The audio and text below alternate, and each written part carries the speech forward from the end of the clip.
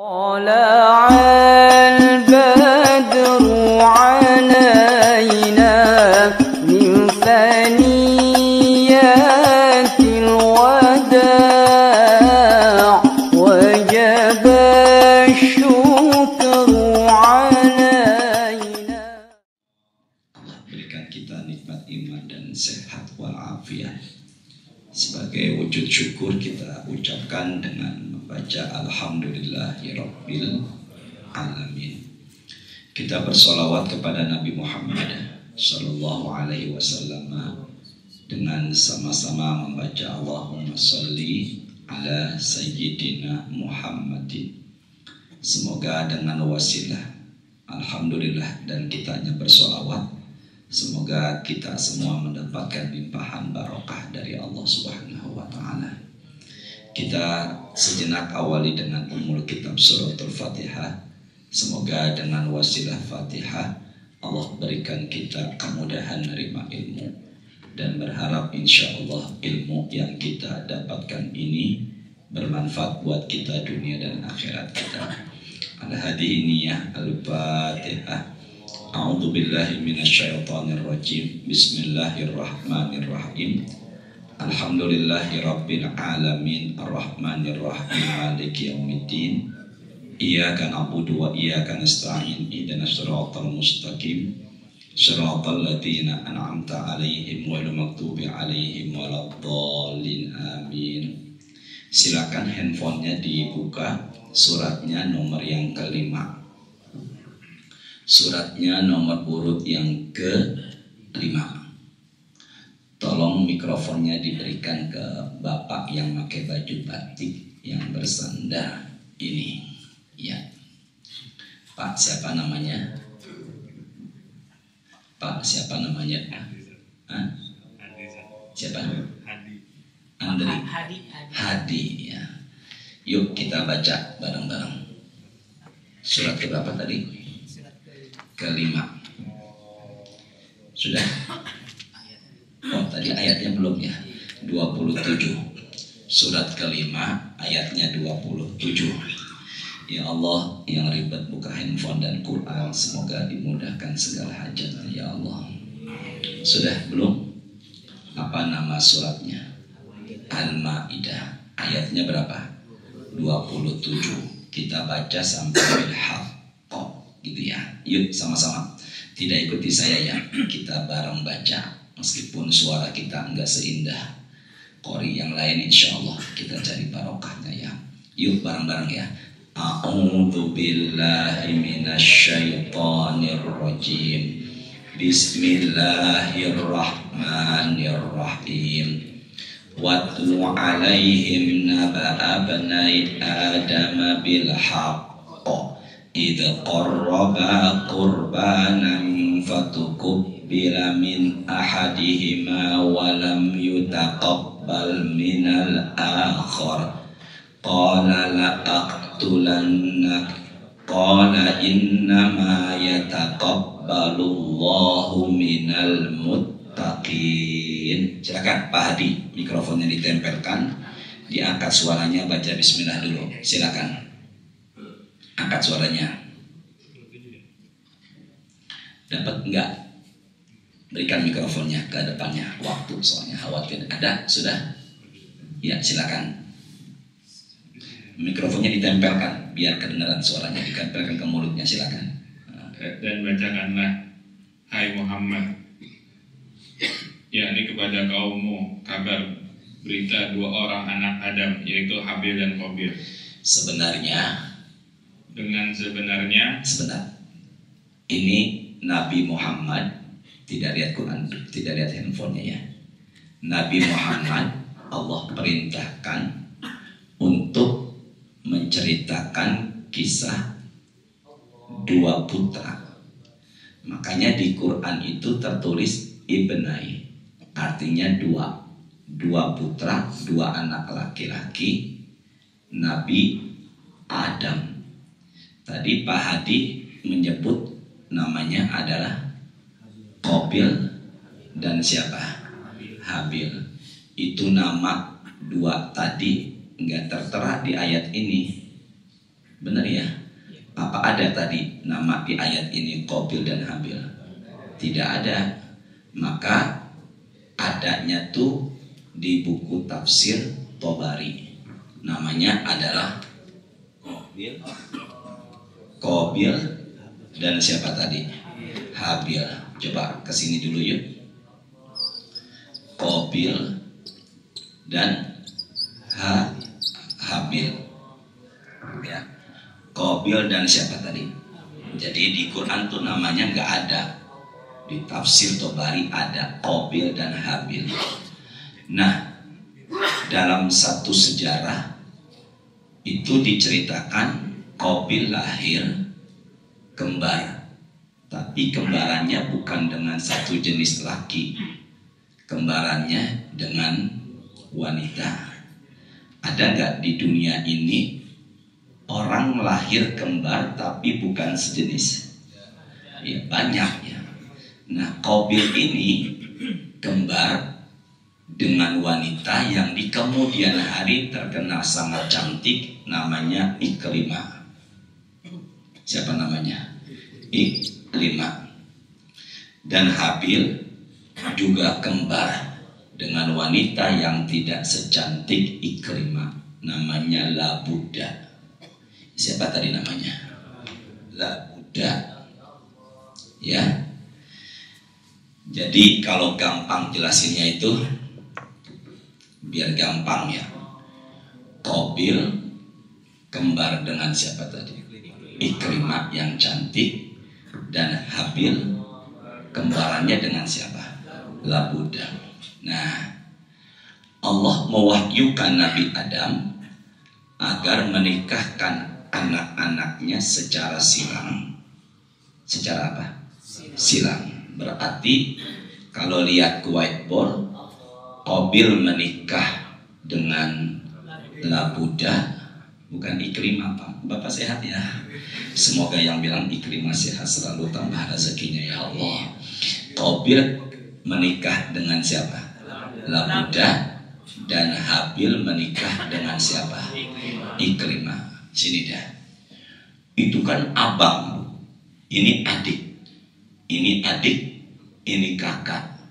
Kenapa di zaman Nabi Adam boleh menikahi adik dan kakak? Terbatas. Ya karena perintah Allah. Ya Allah, yang bilang terbatas berangkat haji dia ya Allah. Karena yang merintahkan siapa?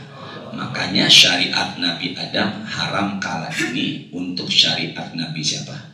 Muhammad sallallahu alaihi wasallam. Dan inilah awal mula terjadinya penyakit hati yang ada di dunia. Tidak sukanya Qabil kepada Habil karena mendapatkan yang lebih ketimbang Qabil. Maka seseorang yang mendapatkan nikmat dan kalau ada orang dapat nikmat lebih tapi dia enggak menyukai, namanya penyakit hati adalah, saya ulangin ya, kalau dia melihat temannya mendapatkan nikmat lebih, maka dia enggak suka temannya dapat nikmat lebih, maka bisa dipastikan ini penyakit hati, namanya adalah apa? Iri atau dengki. Maka dosa pertama di muka bumi adalah apa? Iri dan dengki. Senang melihat orang susah dan susah melihat orang apa? Senang, atau disingkat dengan sebutan SMS. Ulangi. SMS.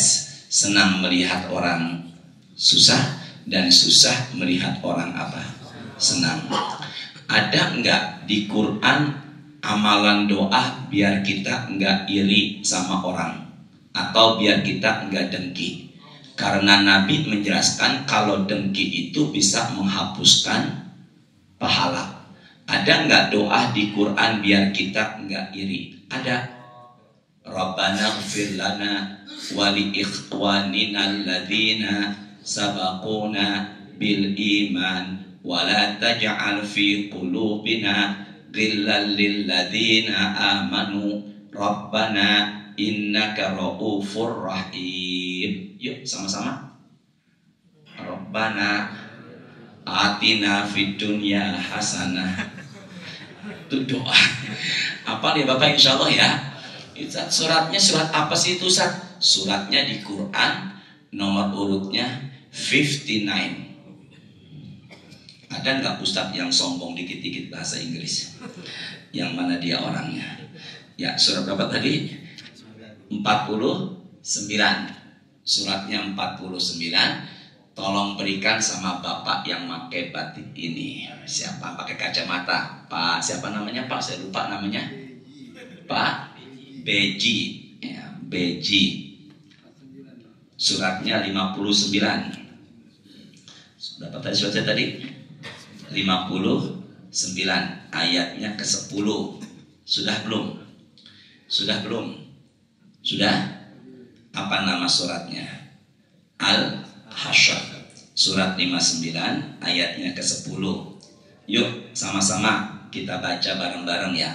Angkat suaranya sampai yaqulun. Angkat suaranya yuk. Bismillahirrahmanirrahim. Walladzina ja'u min ba'dihim yaqulun. Dah, setelah yaqulun dihafalkan. Ada 3 permintaan doa dalam satu ayat. Ada berapa tadi saya bilang? 3. Yuk kita baca dari mulai setelah yaqulun sampai akhir. Angkat suaranya Pak.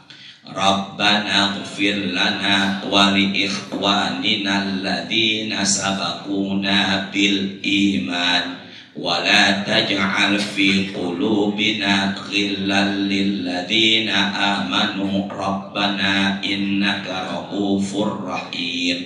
Kok di Quran enggak ada kata iri Ustaz? Ada, bukan dengki, hasad, tapi tertulis dengan sebutan ghilla.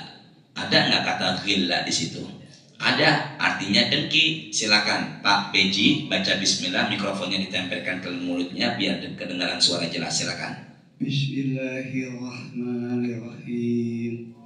Dan orang-orang yang datang sesudah mereka, Muhajirin dan Ansor, mereka berdoa, ya Tuhan kami, ampunilah kami dan sebentar, ampunilah siapa? Kami. Sama-sama yuk, ampunilah siapa? Masuk nggak kalau kita berdoa istri dan anak? Karena domirnya kami. Rabbana, bukan Rabbighfirli, tapi Rabbana firlana. Maka doa ini masuk insya Allah keluarga. Teruskan lagi Pak. Ya Tuhan kami, ampunilah kami dan saudara-saudara kami yang telah beriman lebih dahulu dari kami. Masuk nggak teman yang sudah meninggal, adik, kakak, kerabat yang sudah meninggal? Masuk, karena ucapannya wali ikhwaninal ladzina sabaquna bil iman. Saudara-saudara kami yang telah mendahului kami dalam apa? Keimanan. Ketiga, tidak ada berapa tuh barusan tuh? 2, ampunan buat diri juga buat siapa? Saudara. Yang ketiga, silakan Pak Beji. Dan janganlah engkau tanamkan kedengkian dalam hati kami terhadap orang-orang yang beriman. Jadi orang mau punya harta lebih, jabatan lebih, gaji lebih, rumahnya lebih bagus, kendaraannya lebih mewah, udah emang udah Allah ngasih rezekinya masing-masing. Kita jangan dengki dan iri. Amalannya ya amalkan doa ini. Ternyata doa ini pertama ampunan untuk diri, kedua ampunan untuk kerabat saudara, dan ketiga jauhkan dari rasa apa tadi? Dengki. Dan kalau begitu dosa pertama di muka bumi ini adalah dengki atau apa tadi? Iri. Irinya Qabil kepada Habil. Sedangkan dosa yang pernah terjadi di atas langit, tidak mau sujudnya iblis kepada Nabi Adam karena merasa dirinya lebih dan merendahkan orang. Sama-sama ya, merasa dirinya lebih dan merendahkan orang, namanya adalah sombong. Sama-sama, merasa dirinya lebih dan merendahkan siapa? Orang, maka ini adalah namanya sombong. Ada nggak ustadz yang sombong? Ya Allah, semoga nggak ada ya Allah. Dah gitu ya. Kembali lagi yuk ke tadi, masih Pak Beji. Surat kelima ayat 27. Kembali lagi yang tadi. Ke berapa tadi suratnya? Kelima ayat berapa? 27. Kita baca ulang yuk. Kita baca ulang. Yuk sama-sama ya, sampai bilhaq. Sampai bilhaq. Sudah belum? Ya Allah, yang ribet buka handphone dan Quran, semoga dimudahkan urusannya ya Allah. Sudah? Sudah yuk sama-sama. Bismillahirrahmanirrahim. Watlu alaihim naba'a bnai Adam bil haqq. Maka ceritakan Nabi Muhammad kisah dua putra Nabi Adam, Qabil dan Habil. Mereka menikahi secara silang dan kemudian tidak sukanya Qabil karena Habil dapetin yang lebih ketimbang siapa tadi? Qabil. Dan penyakit dengki ini, tolong lihat ke whiteboard. Lihat ke whiteboard. Penyakit dengki ini awal mulanya karena fitnah ini. Apa namanya? Apa jenis kelaminnya nih?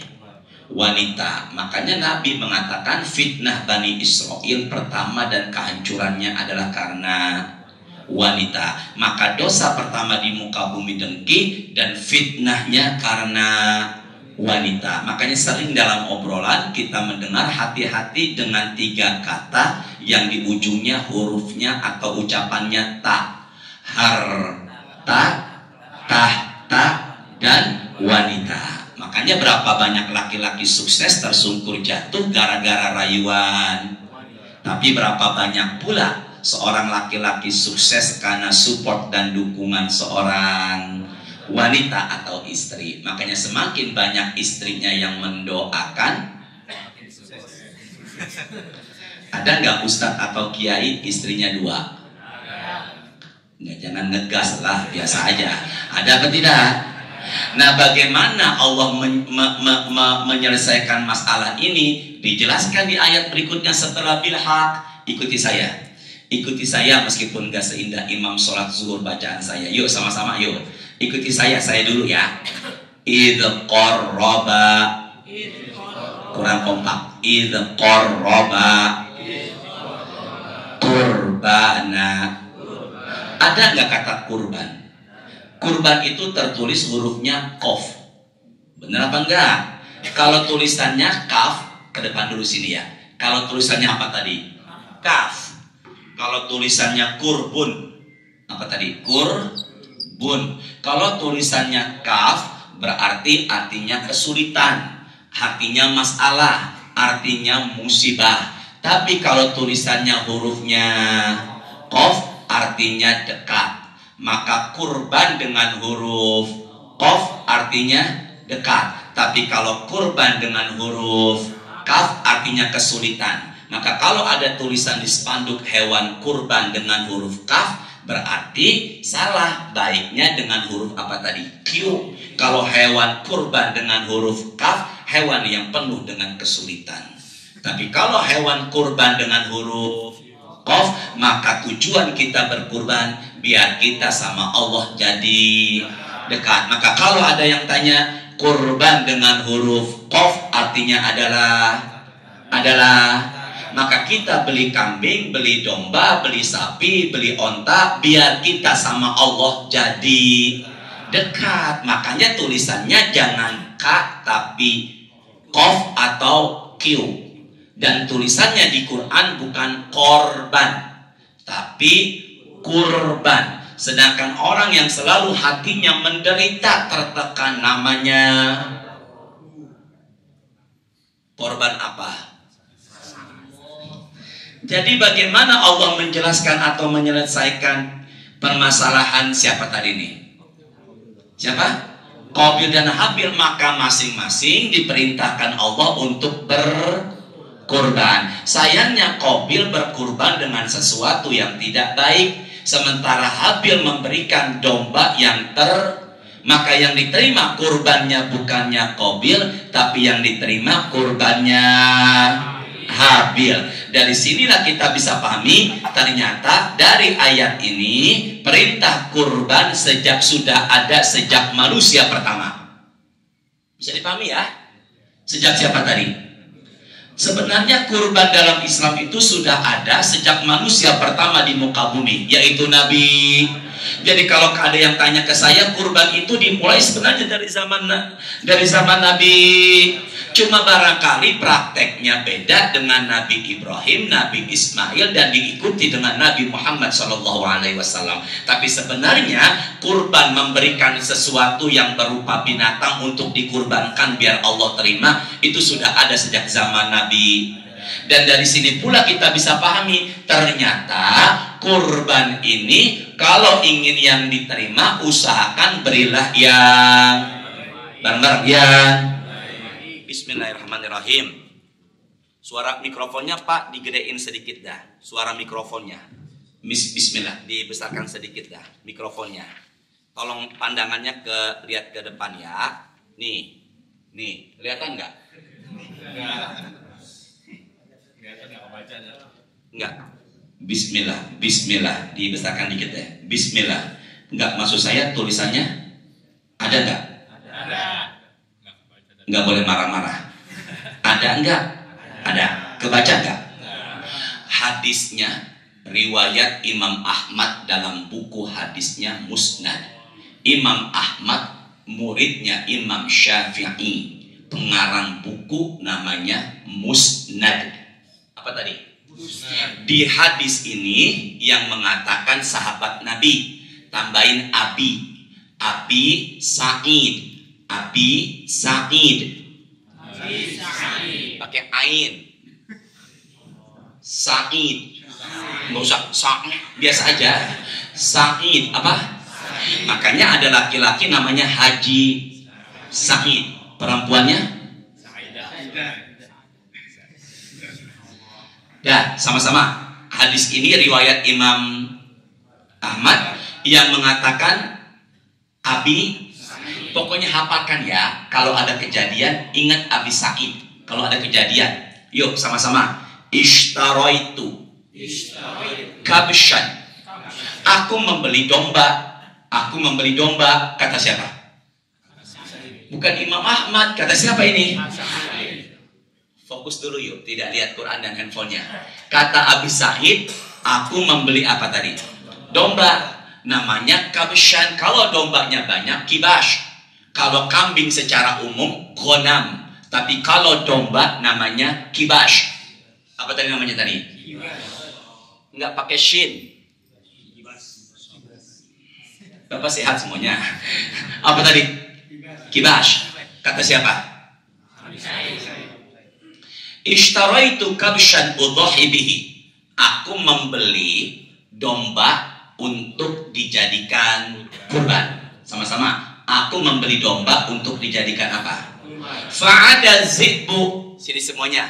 Zibbu. Tiba-tiba dombaku diterkam dimakan sama serigala. Kata siapa nih? Abi Sa'id. Fa'akhazal aliyata. Yang dimakan adalah aliyah. Bismillah. Ini aliyah nih. Apa namanya nih? Enggak, bahasa Indonesia yang jangan begitu. Yang bagus apa bahasa Indonesianya? Pinggul. Oh pinggul. Bapak ke situ sih bayangannya. Apa tadi namanya tadi? Maka Abi Sa'id membeli domba untuk dijadikan sama-sama yuk. Tiba-tiba dombanya dimakan sama yang dimakan bagian. Sama-sama fokus ya. Tapi ini kurban untuk ini domba untuk apa? Tapi ketika itu Abi Sa'id membeli dombanya sudah dimakan apa belum?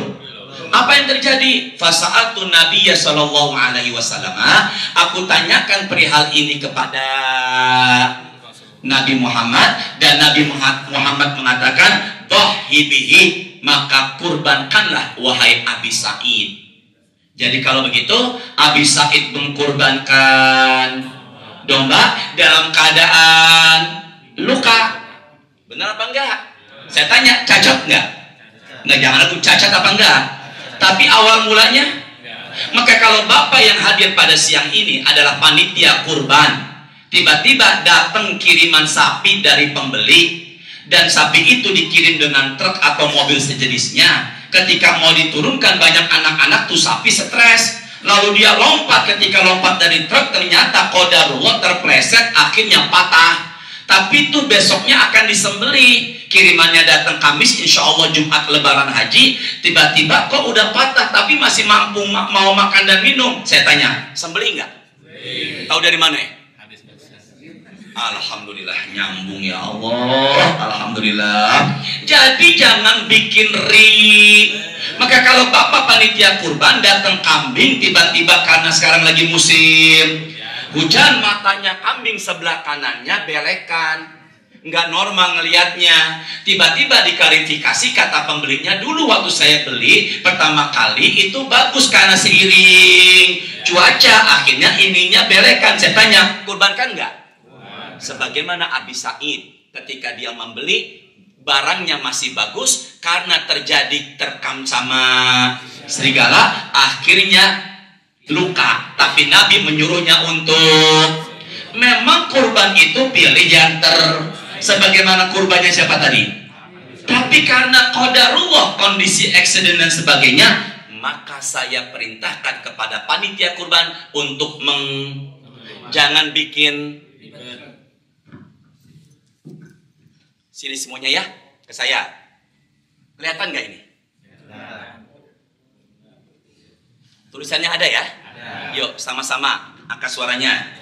Inna sodaqota taqa'u fi yadi rahman. Tolong fokus dulu semuanya ya. Siapa panitia kurban di sini? Siapa namanya? Syahrul, bukan Sahrul. Syahrul Gunawan. Syahrul Syahrul Kamal. Syahrul artinya bulan, Kamal artinya sempurna. Posisinya, jabatannya panitia kurban. Bang. Setelah sholat subuh di pagi Idul Adha, ada satu kambing yang dilihat Bang Syahrul lagi begini. Apa nih? Sakaratul maut. Siapa yang sakaratul mautnya? Yang bilang ustadznya kan contoh doang ini. Bisa dipahami ya? Feelingnya Bang Syahrul kalau nggak disembeli maka dia akan mati. Kenapa? Apalagi karena ini lebaran insya Allah Jumat, ada kemungkinan penyembelihan hewan kurbannya setelah Jumat. Ada kemungkinan dan feelingnya Bang Syahrul kalau enggak sembeli ini kambingnya akan mati karena kejerat sama tali tambang. Apa yang terjadi Ustadz? Baca yuk sama-sama, angkat suaranya. Nabi bersabda, Inna sodaqota taqa'u fi yadi rahman. Ke depan dulu yuk pandangannya. Sedekah kita sudah Allah terima sebelum diterima ke tangan penerima. Ulangin Pak Beji barusan yang saya bilang. Coba ulangi pakai mikrofonnya. Sedekah kita diterima. Mudahkan jamaah menerima ilmu yang Allah. Sedekah kita sudah Allah terima sebelum tuh sedekah sampai ke tangan penerima. Silakan Pak. Sedekah kita diterima Allah sebelum sedekah kita diterima. Terserah Bapak dan pokoknya paham semuanya ya. Bisa dipahami gak nih? Gimana Bang Hadi? Coba angkat suaranya. Barusan. Sedekah kita udah Allah terima sebelum diserahkan. Sini ya. Kita bawa mobil. Di entah kapan pakai ini nih. Pakai apa? Pakai apa nih? Bukan, mikrofon yang ini nih. Ya pokoknya itu dah ya. Biar bicara enak. Sini, kita bawa mobil. Di tengah jalan ada kotak amal. Karena di sampingnya sedang ada pembangunan. Kita buka kaca mobil. Kita ambil duit, kita taruh di kotak. Itu kan duit belum dipakai buat beli semen. Belum dipakai buat beli pasir, baru sampai ke kotak amal. maka sebenarnya itu bahkan belum sampai ke kotak amal, apalagi belum dipakai buat beli semen, sebenarnya sudah sampai di sisi Allah. Nyambung apa enggak nih? Maka Nabi mengatakan di kalimat berikutnya, wa inna dama la yaqau minallah bimakanin qabla ayyaqa 'alal ardi. Kurban kita sudah Allah terima, sudah sampai di sisi Allah sebelum darah sampai ke muka bumi. Jelas nggak semuanya nih? Maka kalau begitu, apabila kambingnya yang dilihat sama sudah sembelih apa enggak? Sebenarnya di sisi Allah sudah terhitung pahala.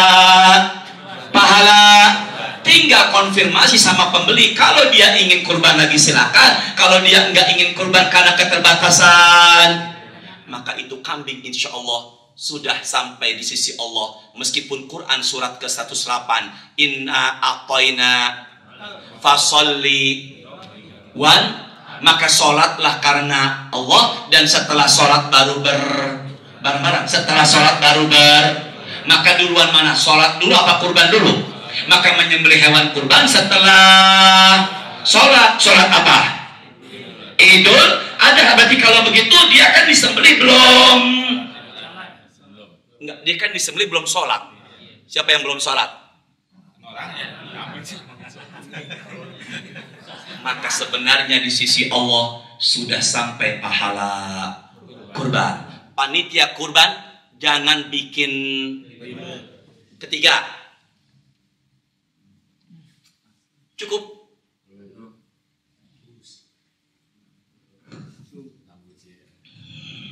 Terusin apa enggak nih? Terusin apa enggak? Suratnya 37. Suratnya 37. Ayatnya 102. Ada nggak Ustadz yang sombong? Yang mana dia orangnya? Keberapa tadi Ustadz tadi? 37. Berapa ayatnya? 102. Suratnya 37. Ayatnya berapa tadi? 102. Siapa selain Pak Beji yang ingin baca terjemahnya angkat tangan. Semoga mudahkan urusannya ya Allah. Siapa yang ingin baca terjemahnya? Tuh yang pakai batik biru, hijau. Silakan tolong berikan. Semoga ada kemudahan Bapak dengan wasilah baca terjemahnya ya Allah. Siapa nama Bapak? Tolong angkat suaranya. Iwan Sat. Iwan, tinggal di mana Pak Iwan? Di Bekasi. Bekasinya di mana? Di Cibitung, Sat. Masya Allah, semoga barokah ya. Insya Allah, ya Allah, semoga yang bantu Ustaz berangkat ke tanah suci ya Allah. Dan surat keberapa tadi? 102. 102. Maksud saya 37. Bapak sehat Pak Iwan? Surat ke-37 ayat berapa tadi? 102. Sudah belum? Sudah? Yuk sama-sama. Tolong cari kata aro. Tolong cari kata apa tadi? Aro. Angkat suaranya yuk. Bismillahirrahmanirrahim. Falamma balagha ma'ahu as-sa'ya qala ya bunayya inni aro. Ada yang kata aro? Ada. Aro. Apa tadi? Aro. Yuk ulangi dari ini aro. Angkat suaranya bareng-bareng. Inni aro fil manami anni azbahuka fanzur madza tara. Qala ya abati fa'al ma tu'mar satajiduni insyaallahu minas sabirin. Masya Allah, semoga majelis ini jadi tambah barokah ya Allah. Silakan Pak Iwan yang tinggalnya di Cibitung, silakan baca bismillah dulu. Bismillahirrahmanirrahim. Ketika anak itu sampai pada umur, ia sanggup bekerja bersamanya. Siapakah anak itu wahai Bapak BSI jamaah semua? Siapakah anak itu? Ismail aja pakai nabi. Ismail. Siapa tadi namanya tadi? Ismail. Di Cepete Ismail, panggilannya Mail. Mail. Nama lengkapnya siapa tadi? Ismail. Sini semuanya ya, ke depan dulu pandangannya. Tolong fokus, ke depan dulu pandangannya. Nabi Ibrahim disebut bapaknya para nabi, juga disebut bapaknya para penerima tamu, karena pernah didatengin tamu, ternyata mereka adalah malaikat, datangnya malam, dan kemudian meskipun nggak dikenal datang malam, tetap disuguhi anak sapi dengan cara panggang. Dan ucapan saya ada di Quran surat 51 dan surat Hud, surat ke-11. Tamunya enggak di apa tadi? Kenal, tapi datangnya malam hari, tengah malam, tetap disuguhkan apa tadi itu? Anak sapi yang gemuk. Apa luar biasa Nabi Ibrahim ini. Ustadz Hashim pernah nggak kedatangan sama tamu tengah malam? Pernah. Demi Allah Pak, sekitar jam 1 malam, rumah saya belnya dibunyikan ting-tung. Pas saya buka, kaget saya, tinggi besar. Ternyata dia ini adalah cucunya Bapak Alif Mahmud. Siapa itu Pak Alif Mahmud? Jamaah kajian saya yang sudah senior di daerah Ragunan, bukan di kandang, di Jalan Pertanian. Setelah itu apa yang terjadi? Pak Ustadz titipan dari bapak kakeknya. Saya buka kresek plastik, ternyata udah tercium dari luar bau cempedak dan duren. Maka saya nggak marah. Makanya bapak kalau pengen ke rumah saya malam-malam nggak apa-apa, sayanya nggak marah, asalkan dibawain. Nabi Ibrahim punya istri yang pertama, namanya Sarah.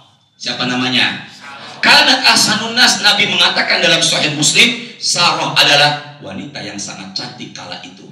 Menikah lagi dengan izin Sarah, namanya adalah Hajar. Dari pernikahan Hajar inilah lahirnya namanya Nabi Ismail. Nabi siapa tadi? Ismail. Nabi siapa? Dari pernikahan lahirlah sosok Nabi namanya Nabi Ishak. Dari Nabi Ishak lahirlah yang dapat julukan Israel, namanya Nabi Yakub. Dari Nabi Yakub lahirlah sosok Nabi yang tampan, namanya Nabi Yusuf. Maka Nabi Yusuf ini ada pendapat ketampanannya karena mengikuti nenek buyutnya. Siapa itu tadi? Itu sangat cantik. Makanya bapak kalau ketemu sama teman alumni, teman SD, SMP, SMA, dianya hitam, pasangannya hitam, dua-duanya hitam, anaknya putih, jangan dibilang anak siapa ini. Bisa jadi tuh anak ngikutin nenek atau kakek buyutnya. Jelas ya semuanya ya? Masya Allah. Sampai jam 1 ya Pak? Terus apa cukup? Bisa ngatur Allah? Enggak. Ngatur Ustaz? Ulangi Pak Iwan. Ulangi Pak Iwan, silakan.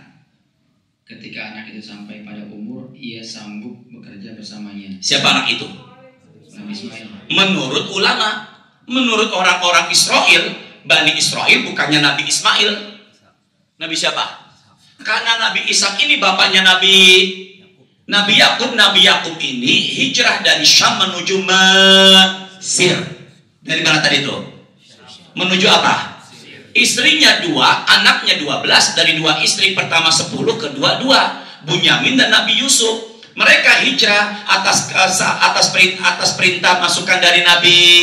Beranak pinaklah anak keturunan Nabi Yakub, anak keturunan namanya Bani Israel. Isra artinya hamba, Il artinya Allah. Hamba Allah kita menyebutnya kalau sekarang Abdullah. Apa tadi? Akhirnya mereka beranak pinak. Makanya orang-orang Bani Israel mengatakan yang disembelih bukan Nabi. Karena dari Nabi Ismail inilah cikal bakal lahir Nabi akhir zaman namanya Nabi. Dan dari sini pula di kemudian hari lahirnya sosok negara namanya negara Saudi Arabia. Sedangkan ini sosok negara namanya negara Israel dan sebagainya. Bisa dipahami semuanya ya. Jadi menurut keyakinan Bani, yang disembelih adalah, jangan Ishak doang dong, Nabi Ishak. Sedangkan menurut keyakinan kita ulama, yang disembelih adalah Nabi siapa tadi? Ismail. Teruskan lagi Bang Iwan. Ketika usianya sanggup sa'ya, ada pendapat tamyiz 7 tahun, ada pendapat sudah masuk akil balik kurang lebih 11 tahunan. Teruskan lagi Bang Iwan. Iya, Nabi Ibrahim berkata, wahai anakku, sesungguhnya aku bermimpi bahwa aku menyembelihmu. Pak Iwan semalam mimpi nyembelih lehernya Pak Beji.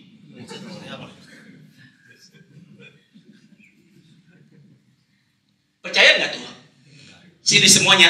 Mimpi dalam Islam ada 3. Mimpi baik dari Allah, mimpi buruk dari setan, mimpi nggak punya arti apa-apa. Bunga. Ya oke, bunga tidur.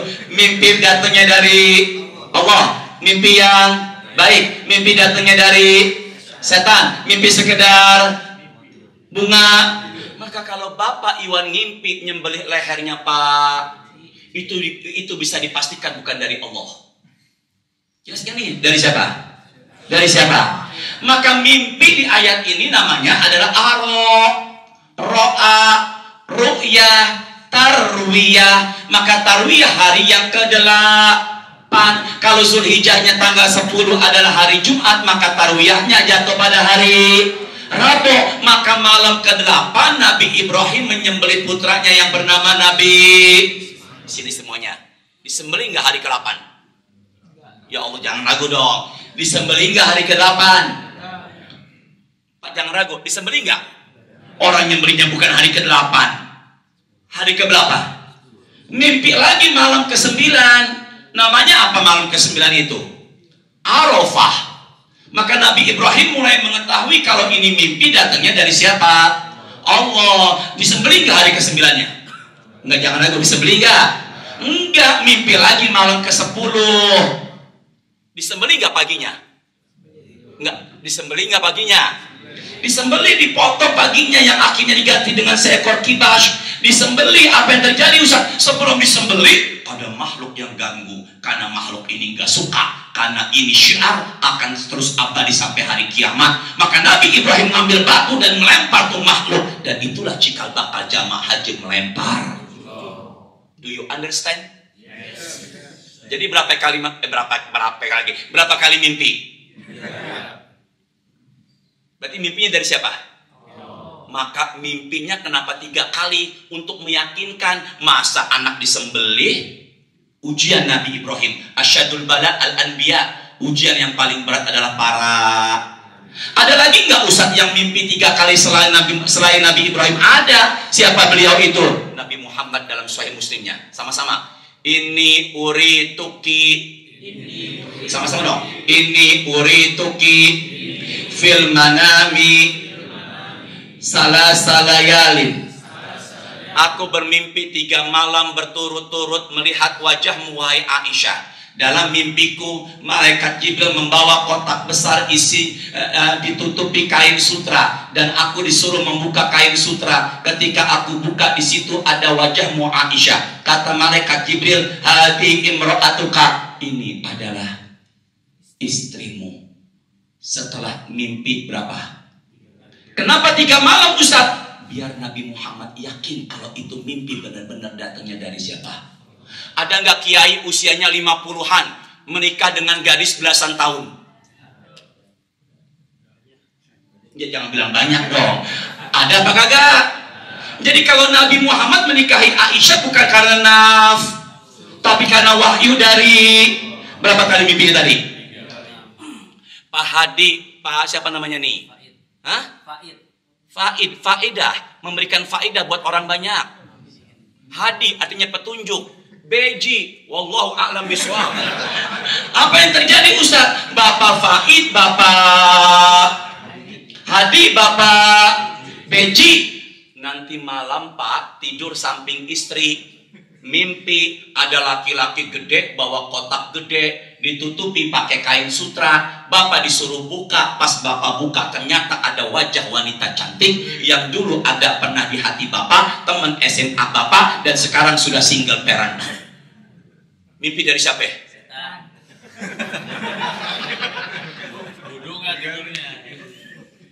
Sama-sama yuk.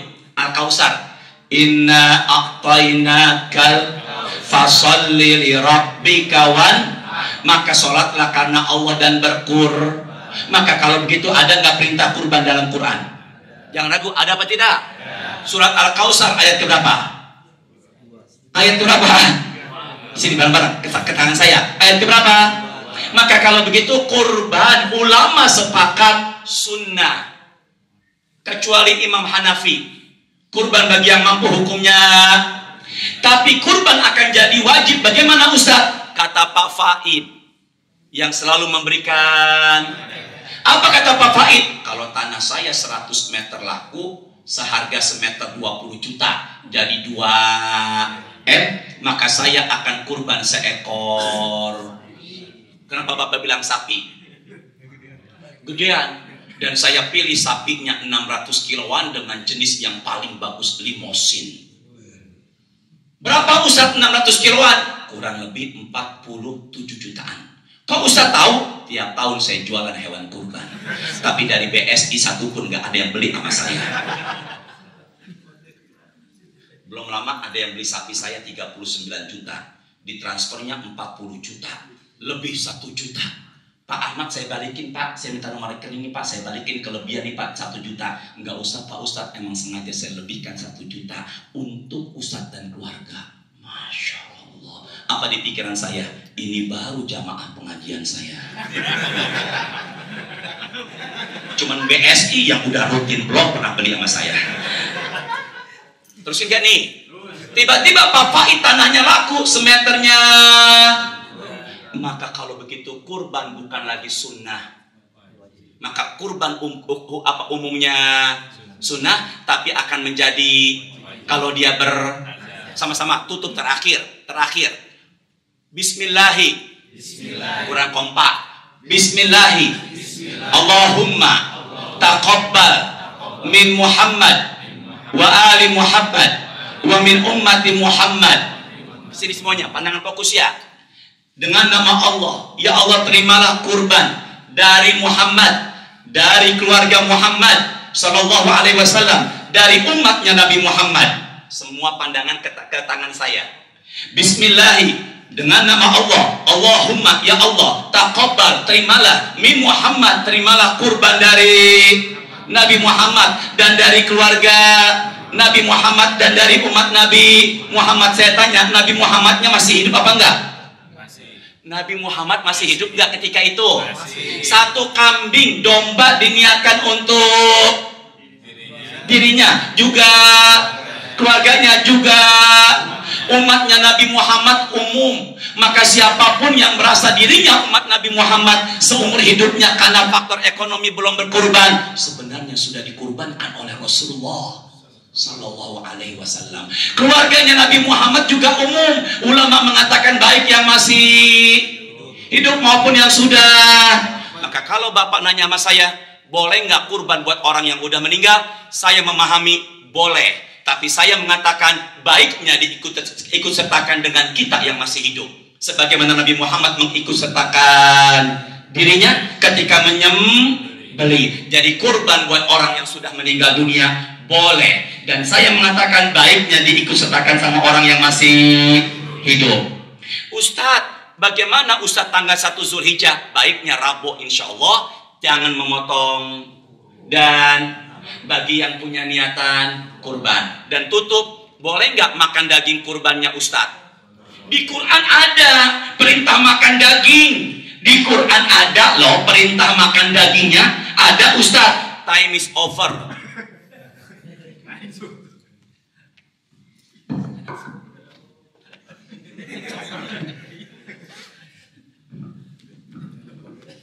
Cukup ya.